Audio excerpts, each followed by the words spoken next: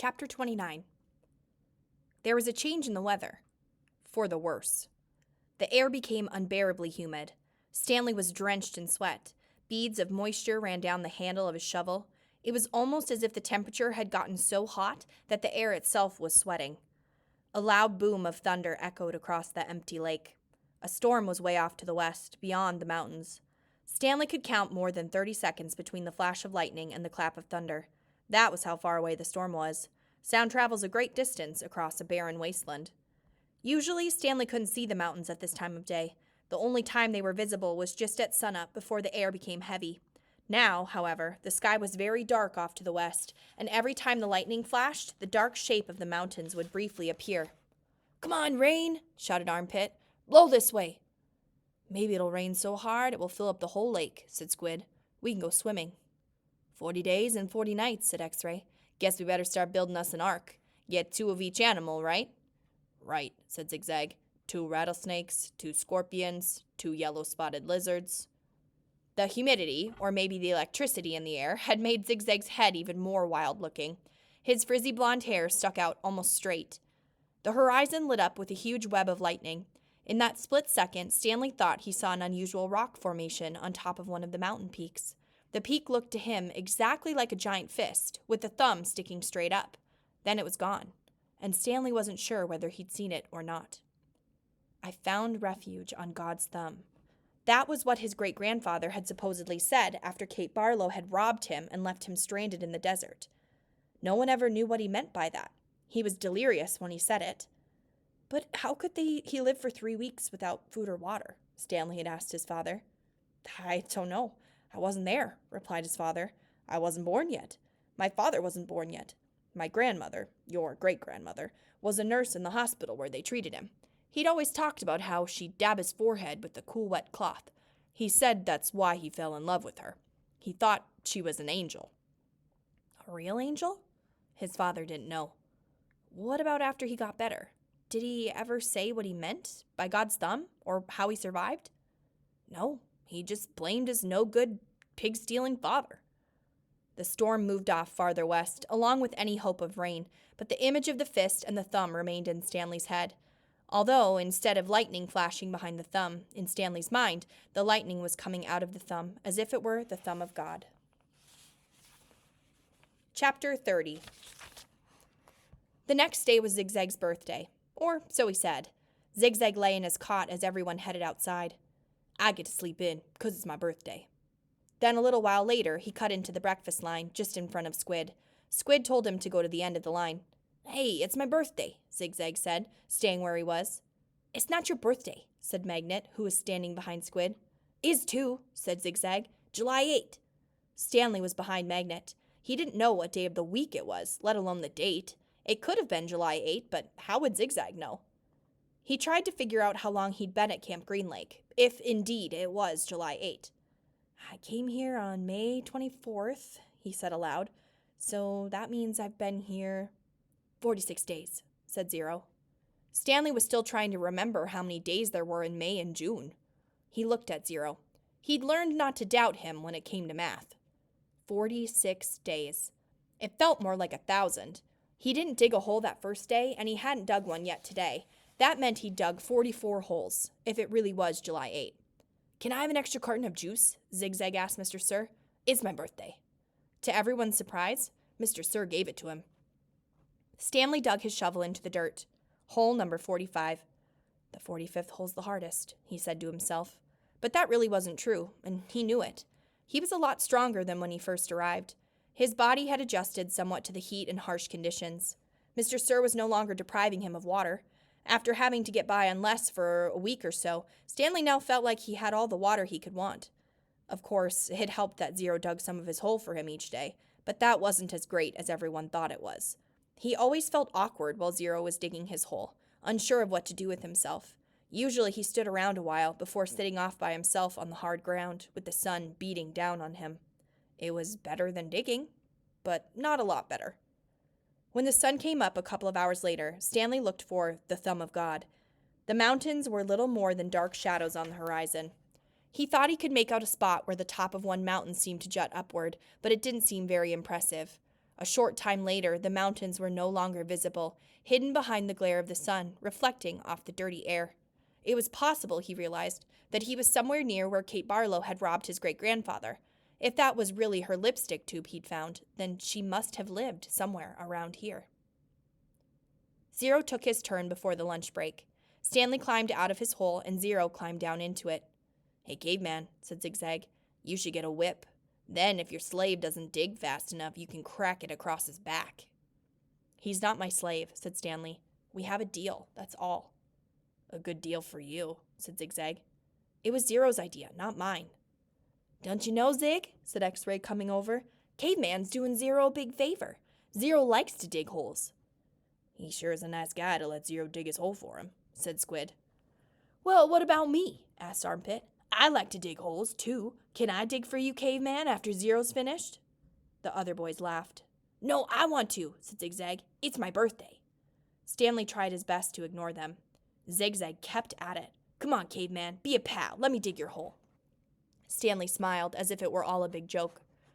When Mr. Pinansky arrived with the water and lunch, Zigzag offered Stanley his place in line. "Since you're so much better than me."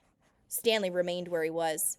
"I didn't say I was "You're insulting him, Zig," said X-Ray. "Why should Caveman take your place when he deserves to be at the very front? He's better than all of us. Aren't you, Caveman?" "No," said Stanley. "Sure you are," said X-Ray. "Now come to the front of the line where you belong." "That's okay," said Stanley. "No, it's not okay," said X-Ray. "Get up here." Stanley hesitated, then moved to the front of the line. "Well, this is a first," Mr. Pinansky said, coming around the side of the truck. He filled Stanley's canteen and handed him a sack lunch. Stanley was glad to get away. He sat down between his hole and Zero's. He was glad that he'd be digging his own hole for the rest of the day. Maybe the other boys would leave him alone. Maybe he shouldn't let Zero dig his hole for him anymore. But he needed to save his energy to be a good teacher. He bit into his sandwich, which contained some kind of meat and cheese mixture that came in a can. Just about everything at Camp Green Lake came in a can. The supply truck came once a month. He glanced up to see Zigzag and Squid walking toward him. "I'll give you my cookie if you let me dig your hole," said Zigzag. Squid laughed. "Here, take my cookie," said Zigzag, holding it out to him. "No thanks," said Stanley. "Come on, take my cookie," said Zigzag, sticking it in his face. "Leave me alone," said Stanley. "Please eat my cookie," said Zigzag, holding it under Stanley's nose. Squid laughed. Stanley pushed it away. Zigzag pushed him back. "Don't push me." "I didn't." Stanley got to his feet. He looked around. Mr. Pinansky was filling Zero's canteen. Zigzag pushed him again. "I said, don't push me." Stanley took a step back, carefully avoiding Zero's hole. Zigzag kept after him. He shoved Stanley and said, "Quit pushing." "Lay off," said Armpit, as he, Magnet, and X-Ray joined them. "Why should he?" snapped X-Ray. "Caveman's bigger. He can take care of himself." "I don't want any trouble," Stanley said. Zigzag pushed him hard. "Eat my cookie," he said. Stanley was glad to see Mr. Pinansky coming toward them, along with Zero. "Hi, Mom," said Armpit. "Oh, we were just fooling around." "I saw what was going on," Mr. Pinansky said. He turned to Stanley. "Go ahead, Stanley," he said. "Hit him back. You're bigger." Stanley stared at Mr. Pinansky in astonishment. "Teach the bully a lesson," said Mr. Pinansky. Zigzag hit Stanley on the shoulder with his open hand. "Teach me a lesson," he challenged. Stanley made a feeble attempt to punch Zigzag. Then he felt a flurry of fists against his head and neck. Zigzag had hold of his collar with one hand and was hitting him with the other. The collar ripped and Stanley fell backward onto the dirt. "That's enough," Mr. Pinansky yelled. It wasn't enough for Zigzag. He jumped on top of Stanley. "Stop!" shouted Mr. Pinansky. The side of Stanley's face was pressed flat against the dirt. He tried to protect himself, but Zigzag's fist slammed off his arms and pounded his face into the ground. All he could do was wait for it to be over. Then, suddenly, Zigzag was off of him.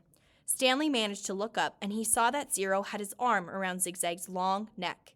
Zigzag made a gagging sound as he desperately tried to pry Zero's arm off of him. "You're going to kill him!" shouted Mr. Pinansky.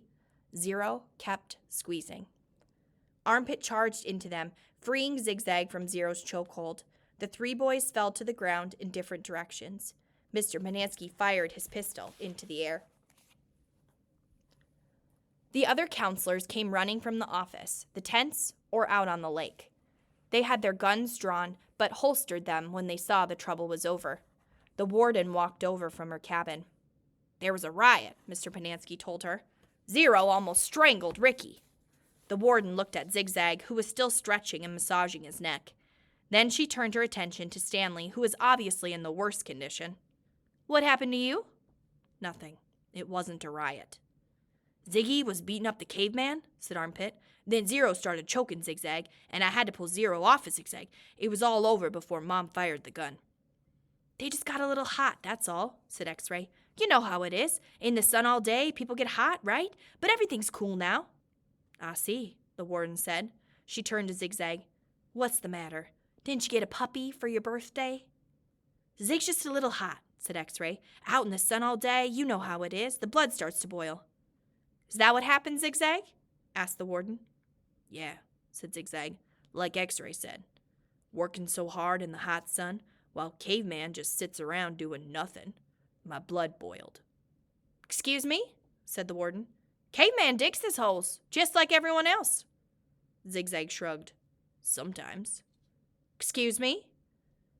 "Zero's been digging part of Caveman's hole every day," said Squid. The warden looked from Squid to Stanley to Zero.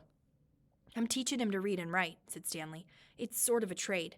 The hole still gets dug, so what does it matter who digs it?" "Excuse me?" said the warden. "Isn't it more important for him to learn to read?" Stanley asked. "Doesn't that build character more than digging holes?" "That's his character," said the warden. "What about your character?" Stanley raised and lowered one shoulder. The warden turned to Zero. "Well, Zero, what have you learned so far?" Zero said nothing. "Have you just been digging Caveman's hole for nothing?" the warden asked him. "He likes to dig holes," said Mr. Panansky. "Tell me what you learned yesterday," said the warden. "Surely you can remember that." Zero said nothing. Mr. Panansky laughed. He picked up a shovel and said, "You might as well try to teach this shovel to read. It's got more brains than Zero." "The at sound," said Zero. "The at sound," repeated the warden. "Well then, tell me, what does C-A-T spell?" Zero glanced around uneasily. Stanley knew he knew the answer. Zero just didn't like answering questions. "Cat," Zero said. Mr. Panansky clapped his hands. "Bravo, bravo, the boy's a genius." "F-A-T?" asked the warden. Zero thought a moment. Stanley hadn't taught him the F sound yet. "F," Zero whispered. "F-at. Fat." "How about H-A-T?" asked the warden. Stanley hadn't taught him the H sound either. Zero concentrated hard, then said, "Chat." All the counselors laughed. "He's a genius, all right," said Mr. Panansky. "He's so stupid, he doesn't even know he's stupid." Stanley didn't know why Mr. Panansky seemed to have it in for Zero. If Mr. Panansky only thought about it, he'd realize it was very logical for Zero to think that the letter H made the ch sound. "Okay, from now on, I don't want anyone digging anyone else's hole," said the warden. "And no more reading lessons." "I'm not digging another hole," said Zero. "Good," said the warden. She turned to Stanley. "You know why you're digging holes? Because it's good for you. It teaches you a lesson. If Zero digs your hole, then you're not learning your lesson, are you?" "I guess not," Stanley mumbled, although he knew they weren't digging just to learn a lesson. She was looking for something that belonged to Kissin' Kate Barlow. "Why can't I dig my own hole but still teach Zero to read?" he asked. "What's wrong with that?" "I'll tell you what's wrong with that," the warden said. "It leads to trouble. Zero almost killed Zigzag." "It causes him stress," said Mr. Panansky. "I know you mean well, Stanley, but face it, Zero's too stupid to learn to read. That's what makes his blood boil, not the hot sun." "I'm not digging any more holes," said Zero. Mr. Panansky handed him the shovel. "Here, take it, Zero. It's all you'll ever be good for." Zero took the shovel. Then he swung it like a baseball bat. The metal blade smashed across Mr. Panansky's face. His knees crumpled beneath him. He was unconscious before he hit the ground. The counselors all drew their guns. Zero held the shovel out in front of him as if he were going to try to bat away the bullets. I hate digging holes, he said. Then he slowly backed away. Don't shoot him, said the warden. He can't go anywhere. The last thing we need is an investigation. Zero kept backing up, out past the cluster of holes the boys had been digging, then farther and farther out onto the lake.